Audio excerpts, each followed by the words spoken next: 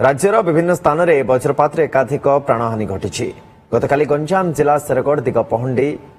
थाना बी तुरुबुड़ी और ढेंकानाल जिला कामाख्यानगर में अघटन घटी शेरगढ़ ब्लॉक लांजियापल्ली गांव 31 वर्ष मुरली स्वाई जमी को काम करने जाइଥିବା बेले वज्राघातर शिकार हो जाते गुरुतर अवस्था शेरगढ़ गोष्ठी स्वास्थ्य केन्द्र में भर्ती कर डाक्तर मृत घोषणा करते गंजाम जिला दिगपहंडी थाना बी तुरुबुड़ी पंचायत दसीपुर गांव में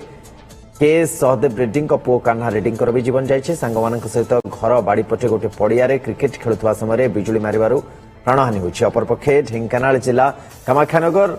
गोरडिया गांव में सुशांत कुमार सेठी नामक जड़े व्यक्ति भी मृत्यु होइछि वज्राघात में बिलक काम जाइଥିବା बेले से भी वज्राघातर शिकार होइଥିବା कुहाଯାଉଛି। मो घर आगे जो दादा हिसाब से आज बिल कम करते बिल कम तो हठात जो लाइटिंग है हठात लाइटिंग से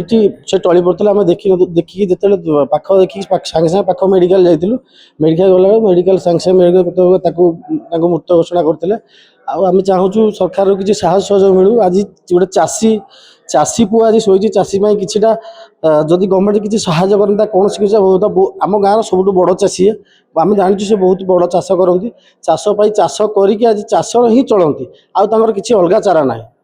जी चाष कर चाष दयाक आम सब अनुरोध कर सरकार को